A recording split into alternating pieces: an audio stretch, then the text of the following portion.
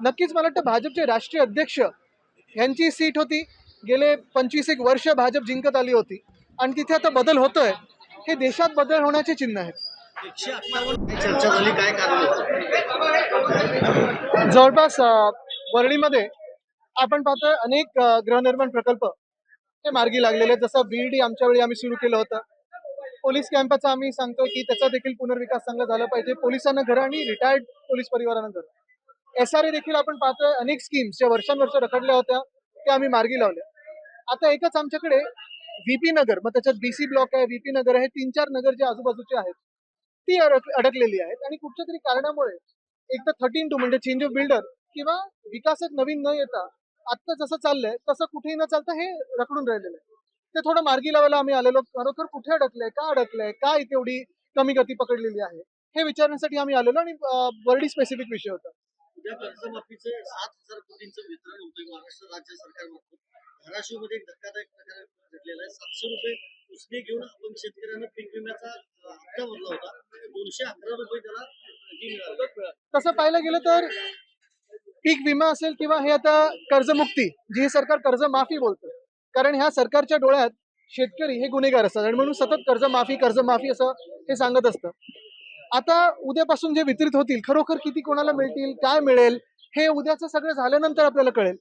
खरोखर शेतकऱ्याची मदत व्हावी ही आमची मनापासून इच्छा आणि म्हणून आता आम्ही त्याच्यावर काही बोलणार नाही. रोहित पवार आणि आपण देखील दोघांनी देखील भेट घेतली. नाही, आमचा वेगळा विषय होता.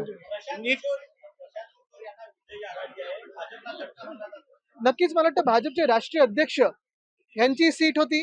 गेले 25 वर्ष भाजप जिंकत आली होती आणि तिथे आता बदल होतोय. हे देशात बदल होण्याचे चिन्ह आहेत. 158 खटले प्रलंबित आहेत. परीक्षा गैरव्यवहार जे काय आतापर्यंत आहेत, 22 वर्षापासून 158 खटले प्रलंबित आहेत. सुनावणीच झालेली नाही. नीटचं सगळं प्रकरण बाहेर आलं, मात्र ही 22 वर्ष अजूनही प्रलंबित आहे. मला वाटतं आता रात्री काही इंस्टाग्राम रील्स तुम्हाला परत येतील मित्र म्हणून, तर त्याच्यावर कळेल. फडणवीस जर दिल्लीमध्ये गेले आणि अमित शहा स्वागत केलं जाणार आहे, मला वाटतं भूमिका फडणवीस साहेबांनी पहिली स्पष्ट करावी. त्यांची स्वप्न काय ती स्पष्ट करावी, मग आमची भूमिका आम्ही सांगू. पण मी आधीपणे सांगितलेलं आहे की कदाचित हे आता जे अधिवेशन होऊन गेलं, हे मुख्यमंत्री म्हणून त्यांचं शेवटचं अधिवेशन, ते कदाचित दिल्लीत जातील मी सांगितलं. स्वतः म्हणतात की ते महाराष्ट्रातच असतील म्हणून. आता तुम्हाला भाजपची सगळी रणनीती माहिती असते. जे नाही होणार ते सांगायचं होणार आणि जे होणार ते 100% नाही होणार सांगत असतं.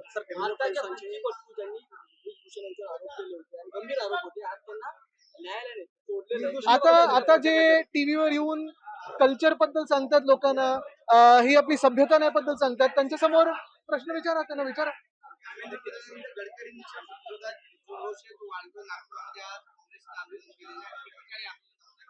नुसतं गडकरी नाही तर पूर्ण देशभरात आपण पाहतोय प्रधानमंत्र्यांच्या विरोधात देखील खूप रोष आहे. गेले 12 वर्ष देशाची आर्थिक स्थिती असेल, देशाची सामाजिक स्थिती असेल, शिक्षण व्यवस्था असेल, प्रत्येक गोष्टीमध्ये आपण पाहतोय घोळ झालेला आहे. आणि एक कळायला लागलेलं आहे की भाजपला सरकार चालवता येत नाही. तसं पाहायला गेलं तर अतिरेकी हमले देखील किती झाले, तर किती इंटेलिजन्स फेलियर झालं हे दिसतंय आपल्याला. आणि हे सगळं झाल्यानंतर देखील आपण नुसतं भाषणं ऐकायची, त्यांची रील्स पाहायचे, पण पुढे काही होत नाही. E20 मुळे किती लोकांचे इंजिन खराब झालेले आहेत. तसं पाहायला गेलं तर मुंबई गोवा महामार्ग झालं 10 वर्ष. आम्ही ऐकतो की आता या डिसेंबर पर्यंत झालंय काय पुढे त्याचं? कोण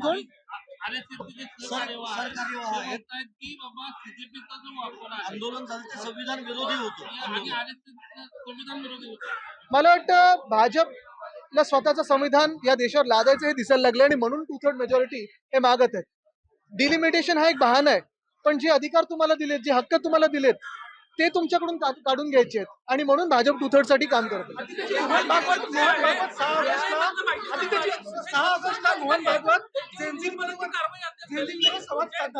मला वाटतं संवाद हा जर लाठीचार्ज करायच्या आधी, टिअर गॅस करायच्या आधी, त्यांच्यावर AK-47 चालवायच्या आधी, तरुण मुला मुलींना ट्रोल्सनी हैराण करायच्या आधी, माफी मागवायच्या आधी हे सगळं जर संवाद झाला असता तर धर्मेंद्र प्रधान यांचा राजीनामा घेण्याची वेळ आली नसती. हा संवाद खूप उशिरा होत आहे. देर आहे लेकिन दुरुस्त नाही आहे असं होत आहे. आणि त्यांना प्रीच करून काय होणार नाही, त्यांना सभ्यता आणि कल्चर बद्दल काय सांगून काय होणार नाही. संवाद हा दोन्ही बाजूनी झाला पाहिजे.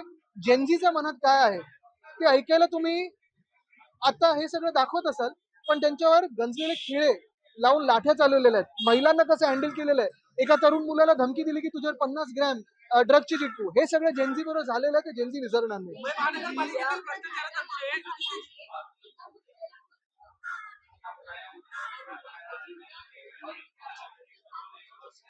असं आपल्या देशात पक्ष उल्लंघन कायदा पण आहे, पण त्याचं काय झालंय हे आपण पाहतोय, गेले 4 वर्ष त्याच्यावर प्रलंबित आहे. उद्या याबाबत सुनावणी पक्षचिन्ह आणि या सगळ्या बाबत सुनावणी अगदी युक्तिवाद केला जाऊ शकतो. काय मुंबई महानगरपालिका राम मंदिरानंतर सिद्धिविनायक मंदिरामध्ये आज त्याच्यावर येतो, एक मिनिट येतो.